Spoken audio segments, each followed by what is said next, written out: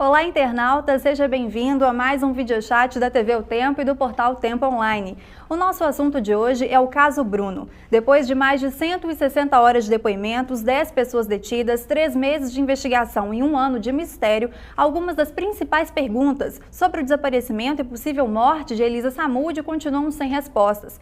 O que foi feito com o corpo da estudante? O goleiro Bruno Fernandes é inocente? Foi um crime perfeito? Eu convido você a participar enviando a sua pergunta ao delegado Edson Moreira, que está em nosso estúdio. Doutor Edson, muito obrigada pela sua presença. Boa tarde a vocês duas. É um prazer imenso estar no meio de vocês duas aqui. E vamos participar. Mas eu já, logo de cara, já vou fazer uma emenda aí. Diga. Sequestro e morte. Desaparecimento não tem mais. Sequestro. Desapareceram com o corpo, tudo bem, Sim. Concordo. Tá certo. Quem também participa do videochat conosco é Tâmara Teixeira, repórter que apura o caso desde o início. Tâmara, muito obrigada pela sua presença também. Obrigada pelo convite. Doutor Edson, eu começo fazendo a seguinte pergunta. 1 ano de caso Bruno, qual que é a análise que o senhor faz? A análise é que a justiça até agora está sendo feita. Houve um sequestro, houve uma morte, houve uma tirada brutal de um ser humano do seio social, da cria do seu filho, de ver seu filho crescer, e essa maldade toda, vamos dizer assim, a justiça está sendo feita. Houve a investigação, o inquérito policial, 5 delegados participaram dessa investigação, dentre eles o Dr. Wagner Pinto, que é aqui presente, Dr. Júlio Wilk, doutora Alessandra Wilk, doutora Ana Maria. Então, esses delegados todos fizeram um bom trabalho, um trabalho de 45 dias, foi feito o inquérito policial. Coletou-se as provas, mesmo tendo todo aquele tumulto. Depois de concluído o inquérito, foi feita a instrução criminal. Perfeita, muito bem conduzida a instrução criminal pela doutora Marixa e a denúncia muito bem feita pelo doutor Gustavo Fantini. Então, por enquanto, a justiça está sendo feita. E está sendo exigida nesse caso, que já são 105 habeas corpus, contando-se Tribunal de Justiça de Minas, STJ e Tribunal de Justiça do Rio de Janeiro. 105 habeas corpus. Então, quer dizer, julgar 105 habeas corpus não é fácil, não. O senhor acha que já tem provas suficientes para a condenação do Bruno e dos demais acusados, doutor? O conjunto probatório constante dos autos é robusto, tem provas suficientes, sim. O senhor acha que vai ser difícil eles se livrarem de uma condenação pelo homicídio?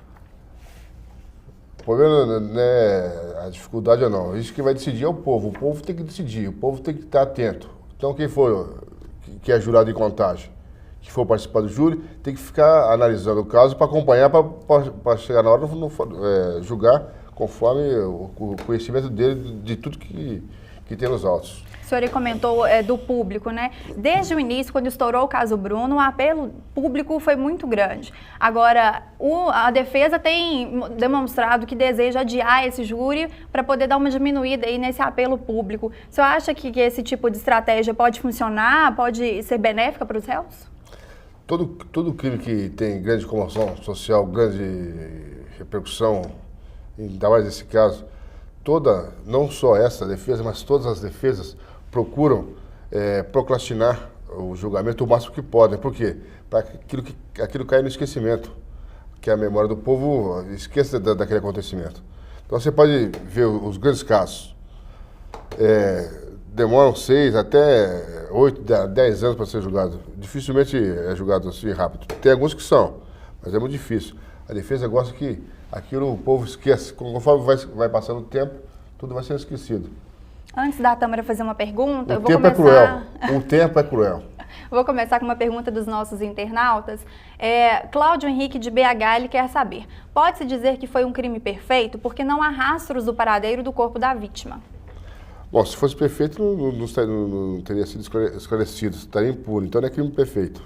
O senhor tem esperança ainda de que esse corpo possa aparecer, doutor Edson? Eu tenho esperança que o Bola, o Marcos Aparecido, caia na real, ou então o dia que for julgado e tudo mais e ver que não tem mais saída, que ele fale o que ele fez com esse corpo. O senhor acha que só ele, nem o Bruno, nem o amigo do Bruno, o Luiz Henrique Macarrão... Só quem sabe disso é o Marcos Aparecido dos Santos. Só ele que sabe, ninguém mais sabe. Se soubesse, já tinham falado. Isso com certeza. Outra coisa, por que eu digo só depois do julgamento? Em 1998, mataram o delegado de Três Pontas, o Arildo. Durante o inquérito policial, durante o julgamento, o autor material não falou nada.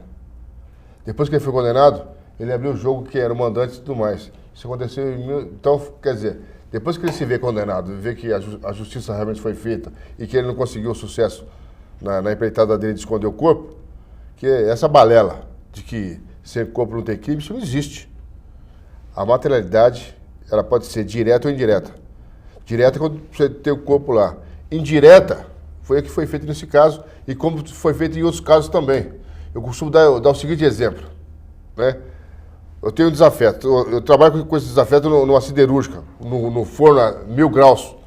Aí eu aproveito uma ocasião e empurro esse desafeto nesse forno a 1000 graus e mato ele. Cometo um homicídio. 2 pessoas veem aquilo lá. Então, quer dizer, não tem corpo, não tem crime? Não. Você vai achar o corpo a 1000 graus? Não vai. Então, quer dizer, materialidade indireta. Artigo 158, combinado com o artigo 167 do Código de Processo Penal. Doutor, o senhor, apesar de não ter o corpo, a polícia reuniu várias outras provas, entre elas ligações entre os acusados, o GPS do carro, que mostra que eles estiveram próximo à casa de bola no dia do crime, né, em 10 de junho. Dentre essas provas e a própria existência do Bruninho, né, que a polícia sempre disse que a própria existência do Bruninho é um indício de que a mãe está morta. Vestígio. Um vestígio, né? Dentre essas provas, o que o senhor destacaria que foi reunido? O que o senhor destacaria como mais um indício, como uma prova realmente de que houve o crime? São fortes, né? São fortes vestígios e indícios. O DNA da Elisa, do filho e do menor no veículo. Isso fortalece o quê? A versão do menor. Dá uma cadência científica. A descrição do menor, feita ao Dr. Wagner na época lá, antes da entrada e depois da perícia constatando isso daí, na casa do Marcos Aparecido dos Santos. Uma pessoa que mora no Rio de Janeiro, nunca esteve aqui em Minas Gerais, praticamente nos últimos 5, 6 anos. Vai conhecer a casa do autor e nessa casa vai descrever todos os cômodos. Uma casa que está em construção ainda, que as lojas estavam em construção. Descreve direitinho o canil, descreve a morte como que foi, descreve o autor do crime, dando detalhes, inclusive da dentição dele. Essa dentição, que foi alvo de exame odontolegal, que está consubstanciado, também é prova de materialidade indireta. Que é que descreve tecnicamente, sem ter conhecimento técnico, mas descreve tecnicamente a morte da moça, como que ela foi assassinada. Então são vários outros, além do GPS, além da telefonia, além do testemunho do menor, de como foi a morte, além de tudo que foi reunido, o motivo principal. Qual que é? Quem detinha o motivo principal? Bruno, mandante do crime, juntamente com o Macarrão. Então, esses vestígios, esses indícios, corroborados por tudo que foi investigado, só vem fortalecer Dentre essa experiência, vasta experiência que o senhor tem na polícia, de tudo que o senhor, todos os crimes que o senhor já viu e de tudo que acompanhou desse caso, o que mais chamou o senhor, seja de uma crueldade, de um detalhe, de uma coisa que foi arquitetada, né? Do que mais chamou o senhor? Se fosse o envolvimento de um goleiro, de um jogador famoso, num crime desse, o que mais chamou a atenção do senhor? Me lembro que até numa coletiva o senhor chegou a se emocionar e falou, olha, eu estou chegando de um depoimento do menor que ele contou cenas realmente chocantes. O que chamou mais a atenção do senhor nesse caso? A frieza do mandante e o sentimento de vingança que ele guardou esse tempo todo. Uma pessoa que é um ídolo, uma pessoa que tinha admiração por toda uma grande nação, a nação flamenguista, era carregado por torcedores, por fazer uma coisa pequena dessa, por causa de, vamos supor que o acordo seria de R$3.500, R$5.000 no máximo, vamos lá. tentar tirar a vida da pessoa assim, pô, que já estava tudo acertado, já tinha passado aquele momento, mas ficou guardado dentro dele aquele sentimento de vingança. Doutor, citando a motivação do crime, tem uma internauta nossa, Joana de Contagem, ela tem uma dúvida com relação a isso. Ela pergunta, para a polícia, o que teria motivado o goleiro a arquitetar a morte de Elisa? Seria então essa briga que eles estavam travando na justiça para reconhecimento do Bruninho? Esse desafio, né? Esse desafio de chegar em público, desmascará-lo, dizendo que era o pai da criança, e ele tentando demover ela disso daí, sequestrando, agredindo, dando abortivo, etc. Então, quer dizer, e ela não obedecendo, quer dizer, ele tem assim um sentimento de... mulher é submissa e tem que ser, ele tem que fazer o que eu quero. Se não quero, eu bato, eu esmurro e é isso. Tem que ser feito do meu jeito. Então, quer dizer, não tem aquela segurança da lei, não tem aquele preparo de sair da pobreza, como saiu rapidamente, crescer para a riqueza. Vou te fazer mais uma pergunta que veio dos nossos internautas, dessa vez de Belo Horizonte, é o Meirivan. Ele diz o seguinte, se no dia do júri, com todas as provas contra o Bruno, o Macarrão resolver assumir a culpa sozinho e confessar o crime, ele poderá ser o único condenado? Isso pode comprometer tudo que a polícia descobriu contra o goleiro? Não, o Macarrão confessando o crime ou assumindo toda a culpa, isso não vai tirar o Bruno disso não. E o senhor pode concluir. Pelo que o senhor já conheceu dos réus em depoimentos, apesar deles não terem falado muito à polícia, o senhor acha que o Macarrão ou algum dos outros que ainda estão presos, né, o Sérgio ou o Bola, eles seriam capazes de assumir o crime em lugar do Bruno, como se o Bruno não soubesse de nada e puxar para si toda a responsabilidade? O senhor acha que isso é possível? É possível, lógico que é possível. Quem que o senhor acha que seria capaz de fazer isso? O que tem mais condições de fazer isso que venera praticamente o Bruno é o Macarrão. Chegou até, acho que é um amor mesmo verdadeiro entre os dois. Um amor pode ser amor de irmão, não sei, até com mais coisas, mas que demonstra assim que ser fiel ao escudeiro mesmo é o Macarrão. Tem uma internauta nossa, o senhor citou alguns casos em que as confissões surgiram depois do julgamento, depois que o réu já foi condenado. E a Mariana de BH, ela quer saber o seguinte, não seria controverso que o crime fosse desvendado só depois do julgamento? Mas ela tem que entender que o crime já está descoberto, o crime já foi descoberto. O que acontece?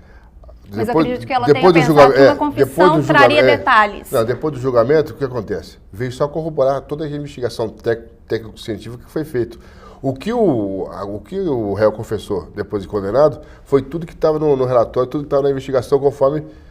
Com exceção dele confessar, por exemplo, onde está o corpo. Não, veja, bom, olha bem, estava tudo lá nos autos. Ele só confirmou que estava nos autos e falou confirmou que era um mandante conforme estava nos autos. Quer dizer...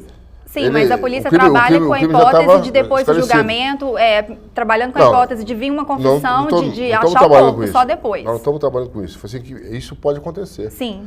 Alguma coisa tem que bater no coração da pessoa para ele falar. Se só ele que sabe, se esse segredo está com ele. Então, alguma coisa tem que bater no coração dele para ele falar. A condenação pode ser o primeiro passo, entendeu? Mas há chances de só se descobrir onde está o corpo depois desse julgamento. Essa possibilidade ou a possibilidade de se encontrar, não. Nem se encontrar. Há outras possibilidades. Alguém trombar com ele lá, algum cachorro for lá e mexer, ou na cinza, o lugar onde foi queimado, ou se descobre outros corpos que possam ter lá, e assim vai. Essa versão do menor, de que ela teria sido dada a cães, não é uma versão que o senhor acredita, né, o doutor? Não é uma versão que o Ministério Público também acredita? Essa cena em especial de cachorros comendo a carne de Elisa. O que o senhor acredita dessa versão? A habilidade do matador, a inteligência do matador em dissimular uma situação, tirar, além de causar o terror num dos participantes e tirar os dois da jogada para que eles não saibam onde está o corpo e não o denunciassem com o material na mão. Quer dizer, o pessoal viu ele matar, assim, ele contando a história sem o corpo, ninguém vai acreditar nele. Isso que ele pensou. Dibrou o pessoal, fez aquela simulação, né? Fez aquele teatro e o pessoal saiu correndo. Tanto é que o menor, nas declarações dele, falou assim, que tinha pavor do medo do cara, ao entrar na casa, junto com o doutor Wagner Pinto, que aqui está presente. O cara se urinou todo de medo. Se tivesse outra coisa, também sair, entendeu? De tamanho ao medo do pavor do cara e falar na declaração dele, ó, eu só falei que o cara era negrão por causa disso aqui, mas é o cara mesmo. Porque eu tinha visto que ele fizesse aquilo que ele fez com a Elisa e com a minha mãe. O senhor acha que ele simulou aquela cena para enganar o menor, o Sérgio? Acho não, eu afirmo isso aqui. Tanto é que eu vou ler o terceiro parágrafo final aqui para ver se o pessoal entende. O parágrafo final da materialidade indireta, que é isso que eles estão querendo derrubar. Né? O terceiro é o presente caso Bruno, em que todas as investigações presentes nos autos são fincadas na melhor técnica policial. Nela não há imaginação, prática de tortura, busca de autopromoção, nem vaidade profissional exacerbada. Mas trabalho em equipe, apreço aos valores da dignidade humana, obstinação e tal. Aí no final, aí eu falo aqui. Falo da materialidade direta, do DNA, né? Falo do DNA, falo de algumas coisas. Falo da motivação, pivô da contenda judicial e reconhecimento de paternidade. As provas testemunhais, a contratação de um homem de larga vivência policial, preventiva e investigativa, dotada de conhecimentos de técnicas de combate urbanos e nas selvas, com domínio e manuseio de materiais explosivos. O executor Marcos Aparecido dos Santos, vulgo paulista, Neném Obola, o qual vem se furtando a ação da justiça mediante as artimanhas utilizadas pela destruição de vestígios, indícios e provas, materiais concretos, já por muitos anos, até chegar a esse presente caso. É um dos casos mais importantes ou mais significativos ou de maior repercussão que o senhor já participou? É o caso de maior repercussão. Eu acho que para mim, todos os casos de homicídio eu investigo com a mesma vontade. Todos lá investigam com a mesma vontade. Lógico que esse caso, pela notoriedade do autor, do mandante, é claro que pegou uma repercussão que fugiu ao controle a nível mundial, inclusive. Doutor, uma das grandes reclamações dos defensores, dos advogados, dos réus, é de que a falta de provas, não só do corpo, mas de outras provas. É importante lembrar também que o crime teria ocorrido em 10 de junho. A polícia só teve notícia desse crime no final de junho. Então teve esse período aí de 15 dias, mais ou menos, que o sítio ficou desprotegido, o sítio foi violado. O senhor acha que isso prejudicou as investigações? O senhor acha que outras provas podem ter sido destruídas nesse período de tempo? O dia que eu ver defensores elogiar quem investigou, eu vou achar difícil. Essa aqui é a minha resposta. O dia que eu ver a defesa qualificar e elogiar o trabalho feito pelo investigador que pôs o cliente dele na cadeia. Mas o senhor acha que alguma prova pode ter se perdido ali? Algum vestígio da presença de Elisa, algum sangue, alguma coisa pode ter se perdido nesse período de tempo? Nada se perdeu. Por quê? Tentaram provar que ela não esteve aqui, na fase de investigação. Falaram que ela não esteve aqui. A hora que chegou no juízo, viu a abundância de prova que tinha, de que ela tinha estado aqui, mudou todo o contexto. Então, quer dizer, a prova, os autos estão cercados de provas, calçados de provas, robustecidos de provas e com a instrução criminal. A prova ficou ainda mais forte. Vamos para mais uma pergunta aqui, dessa vez de Itajubá. A pergunta vem do Claudio Honor, nosso internauta. Ele quer saber se o senhor acompanha a rotina do Bruno na cadeia, se sabe como é o comportamento dele na prisão e vai além. Ele quer saber se essa história de que o Macarrão continuaria como um servo do Bruno é verdade. Bom, a partir do momento, como a investigação era impessoal e imparcial, a partir do momento que o trabalho da polícia acabou com o relatório final, a não ser que surja alguma coisa de prova e tal, não acompanhamos mais a vida de ninguém, porque aí já tem a parte da SWAP, que é a parte que cuida dos presos, que inclusive está lá em Contagem. Então, essa parte não é mais nossa. Eu não acompanho mais não. A Judite Carvalho de Montes Claros pergunta: o que se imagina é que tanto a acusação quanto a defesa guardam trunfos para o dia do júri. O senhor tem algum guardado para ser revelado ao juiz? O doutor Gustavo deve ter. O doutor Gustavo Fantini, que é o promotor que vai acompanhar isso aí. Doutor, no meio dessas investigações, agora, recentemente em abril, surgiu-se a denúncia de que o Marcos Aparecido dos Santos, o Bola, acusado de ser o executor de Elisa, ele teria um plano para matar o senhor e outros advogados e outras pessoas que também estão envolvidas nesse caso. O senhor acreditou nessa denúncia desse plano de matá-lo? O senhor se precaveu de alguma forma? Tomou alguma medida de segurança além dos que o senhor já toma? O senhor teve medo? Acreditou nesse plano? Só complementando a sua pergunta, porque a Karina de Sabará pergunta como que o senhor recebeu essa notícia de que teve a morte encomendada. Bom, eu acho o seguinte, a título de ilustração, ele precisa entrar na fila. Que não é só ele que quer matar, não. Tem muita gente que quer matar o investigador. Então ele precisa entrar na fila. Outra, a gente acredita em tudo até que se prove o contrário. Eu acredito sim que possa ter isso aí. Precauções a gente sempre toma, mas o policial, quando ele faz o juramento, que ele entra para a carreira, ele sabe o perigo que ele está correndo. Ele fica mais exposto. Alguma medida? O senhor tomou alguma precaução extra depois dessa denúncia ou não? A gente sempre toma precaução, mas eu estou falando, vai ter que entrar na fila, que tem muita gente querendo matar, gente. A Cláudia, de São Paulo, pergunta se foi investigada a possibilidade de Elisa estar viva e ter saído do Brasil. Duvido muito. Mas, como eu disse na materialidade indireta aqui, eu escrevi muito bem a esse respeito. Eu falei assim, como uma mãe abandona o filho, deixa de participar, vamos dizer assim, dessa fama, onde ela poderia ganhar muito mais dinheiro com cachês na televisão, com entrevistas sobre tudo isso daí, entendeu? Como queria deixar? Isso é mais um dos motivos que a gente fala. Como que uma mãe vai deixar isso aí? Se ela pode ganhar muito mais com isso aí, além da pensão. Está no meu relatório. Duvido e afirmo, a Elisa foi assassinada da maneira que foi narrada pelo menor. Mais uma participação dos internautas, dessa vez de Sete Lagoas. Maria das Graças quer saber por que o passado criminoso do Bola só foi revelado agora com o caso Bruno. Porque foi agora que ele foi exposto na mídia e o pessoal, todos aqueles que sofreram os crimes praticados por ele, que testemunharam, que viram, que foram vítimas, viram ele e o reconheceram. Só procuraram nós, porque o reconheceram. Nós tínhamos nos autos a descrição do matador, mas não tínhamos o rosto do matador.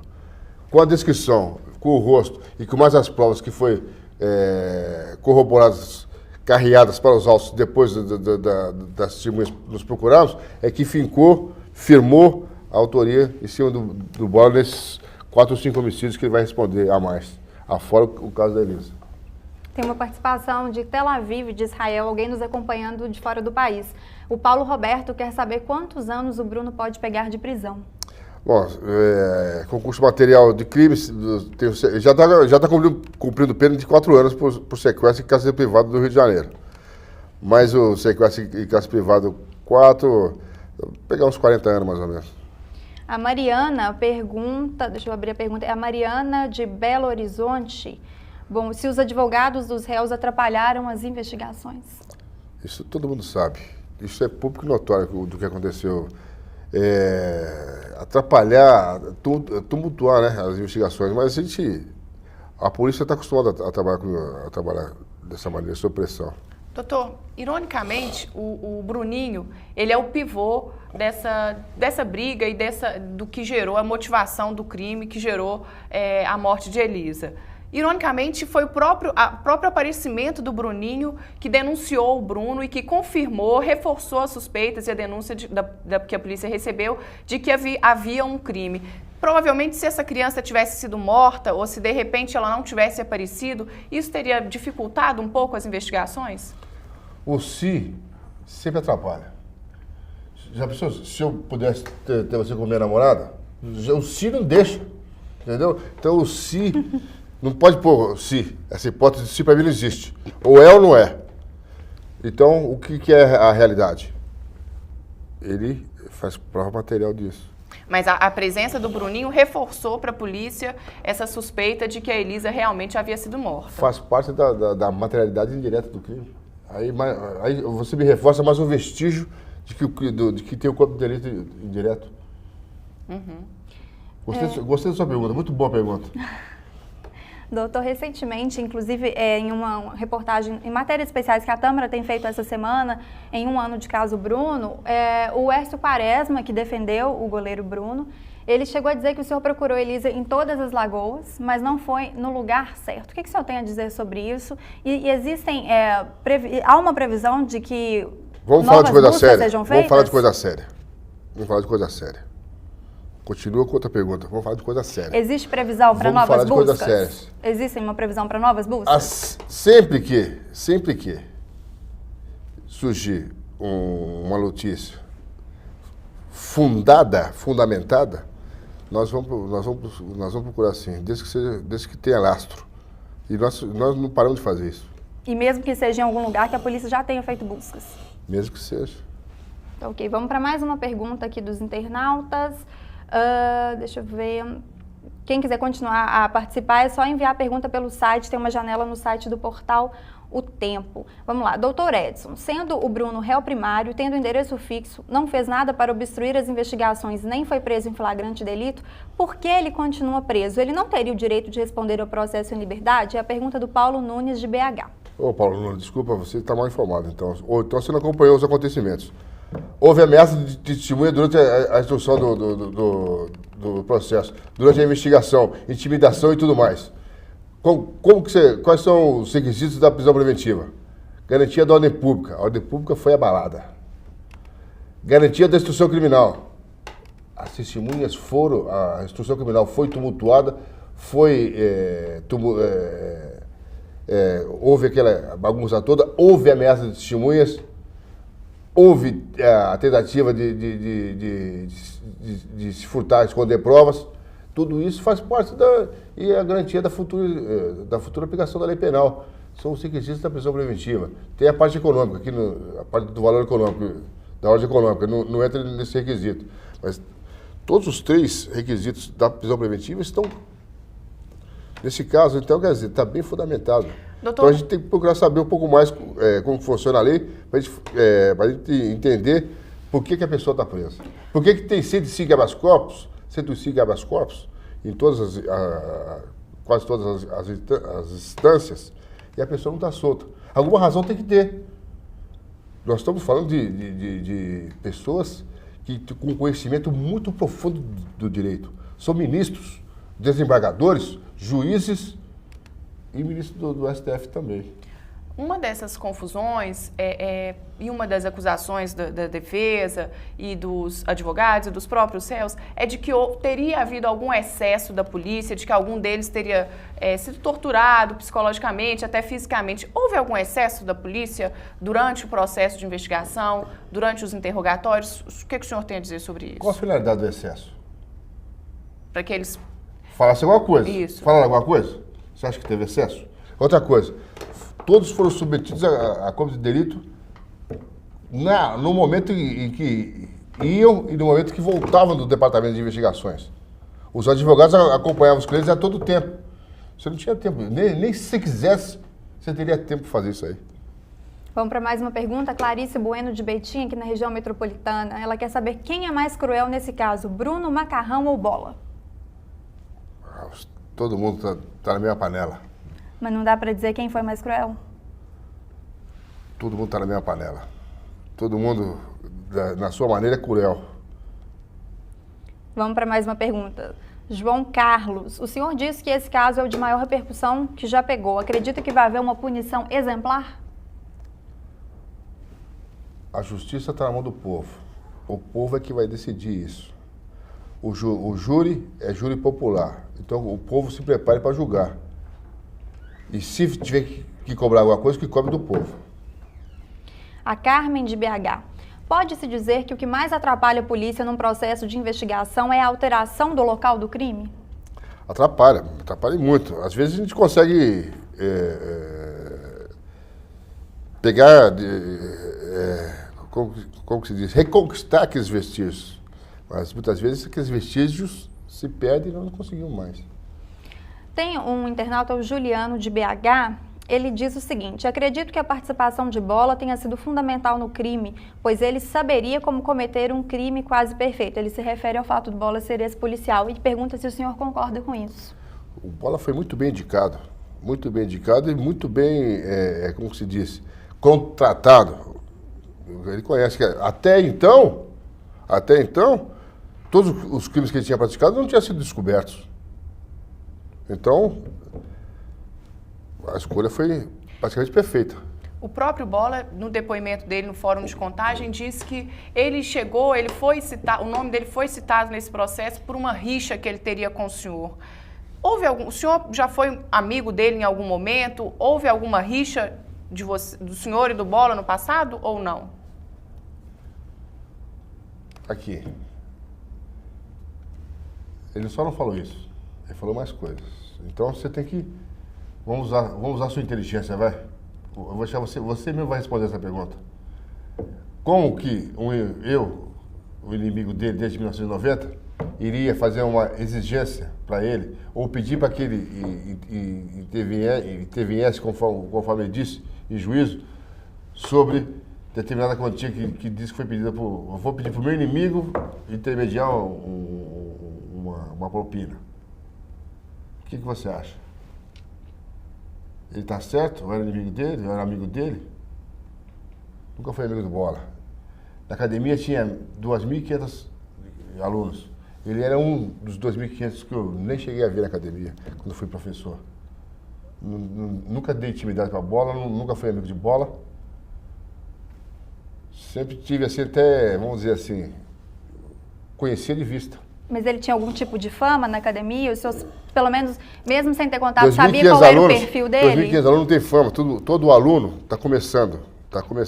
Todo aluno quer mostrar que é puro.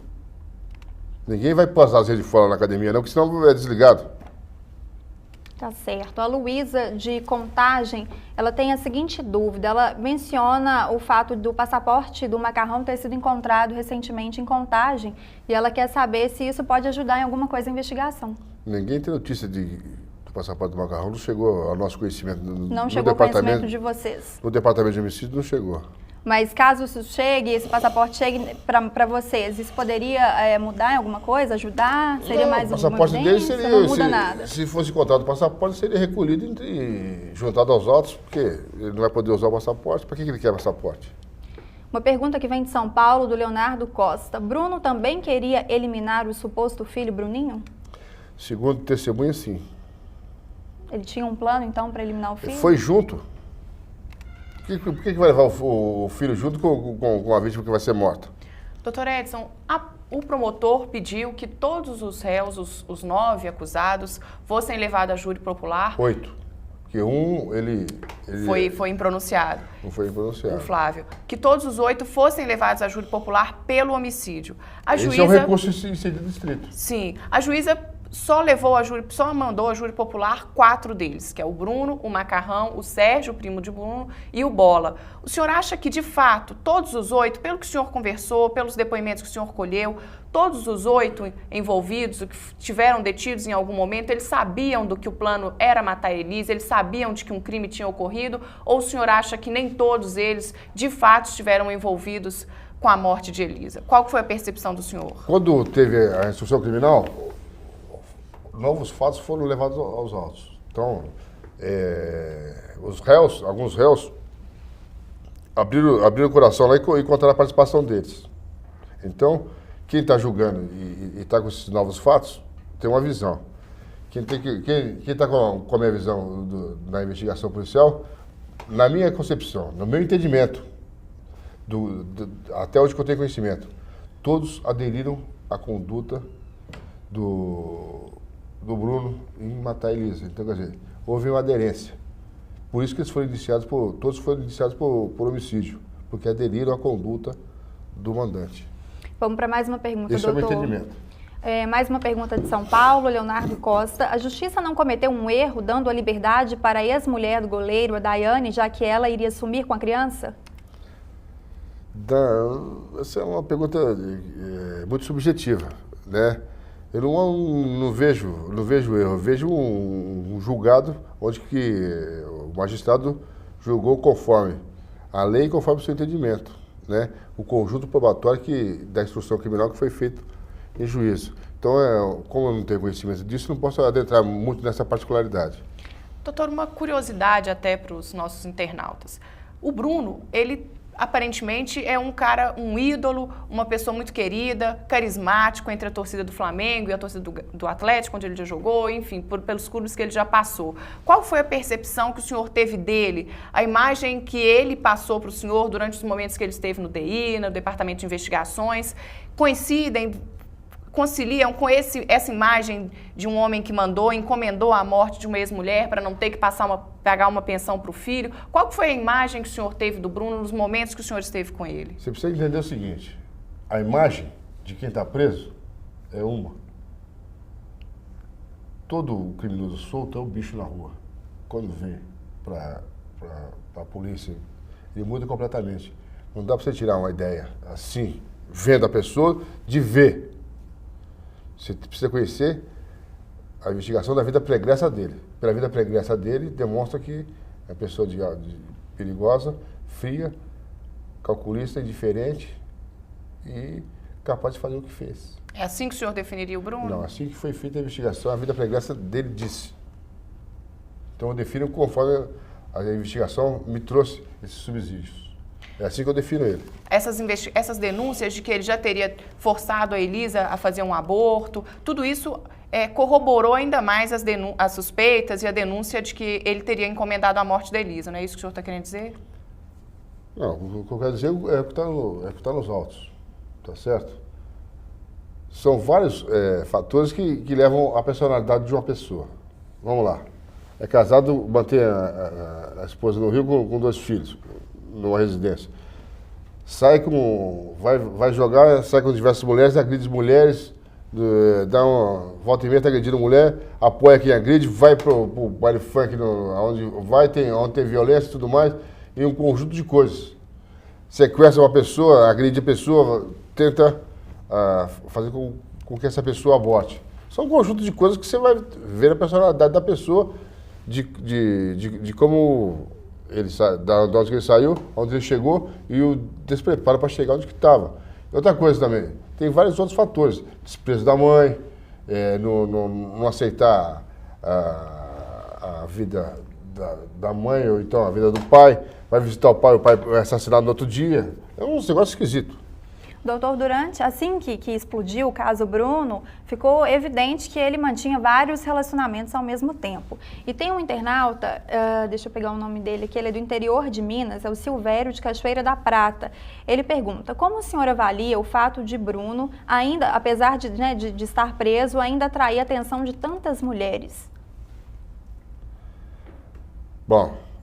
É complicado, né? Especialista em mulher que vai falar isso aí. Mas o Jornal Tempo chegou a fazer uma matéria sinalizando de que homens que cometem crimes, e a gente chegou a sinalizar vários, por exemplo, o maníaco de contagem, que eles recebiam muitas cartas de mulheres. Mulher gosta de homem de apanhar. Então é esse que quer dizer para mim, é esse que eu vou entender. Então, mulher gosta de apanhar.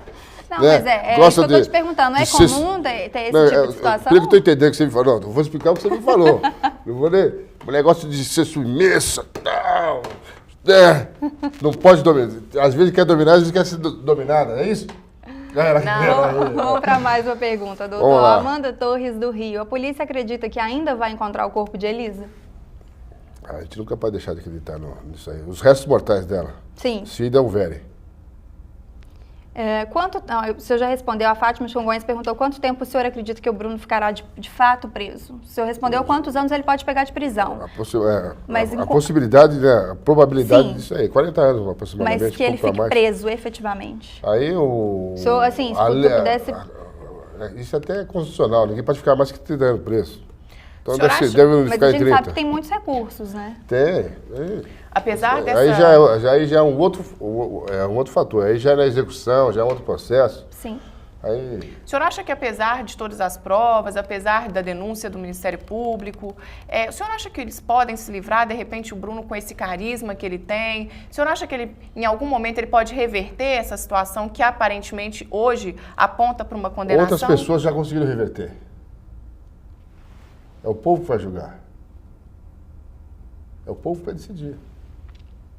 É o povo que escolhe. Tem todo um conjunto probatório, prova nos autos, demonstrando um acontecimento provado, robustecido, cientificamente, subjetivamente, através de provas testemunhais. O trabalho da polícia está feito, o trabalho da justiça está feito. Agora quem vai decidir é o povo. É o povo que vai decidir.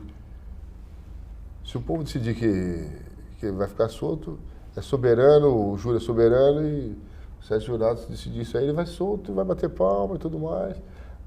A responsabilidade toda é dos jurados que vão julgar. Que julguem com imparcialidade, com o conhecimento dos autos, o que contém nos autos, as provas que contém nos autos. Estudem bem. Preparem-se para... Quem é jurado em contagem, preparem-se para participar desse júri. Todos que são jurados aqui para ser convocados para esse júri. Estudem para que seja feita a verdadeira justiça.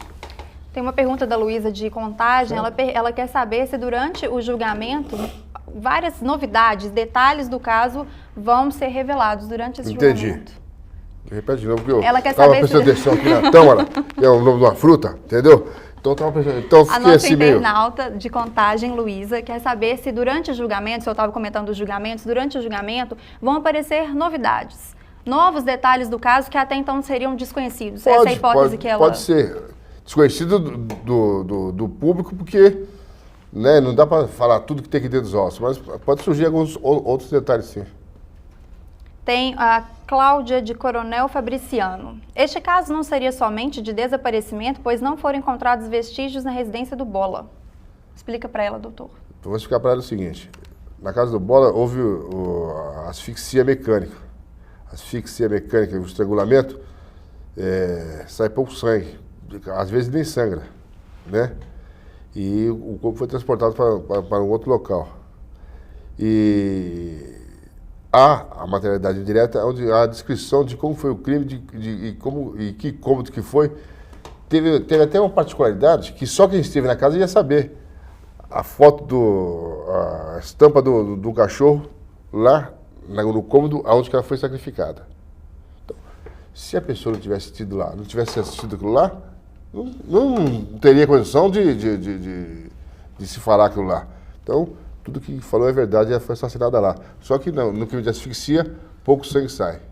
Então, pode ser, como o picar, o cortar, tudo aquilo fantasiado, tudo aquilo arquitetado pelo Bola para enganar o pessoal não teve, então não foi achado vestígio nenhum da morte dela lá. Porque não foi o coronel da Polícia Militar de Alagoas que falou que não tinha vestígio na casa. Nós já tínhamos feito aquela perícia lá e sabíamos que ali não tinha acontecido aquilo que o menor falou. Tanto é que consta no relatório isso, que aquilo não foi narrado no relatório, que é aquele acontecimento. Foi dito que ele falou isso. E que ele foi ludibriado por um grande artista e um grande investigador que conhece a arte de matar. Para a gente encerrar, doutor, vamos para a última pergunta. Se encerrar, pelo que eu estou vendo aí, não vamos ficar aqui tão Não para de chegar perguntas.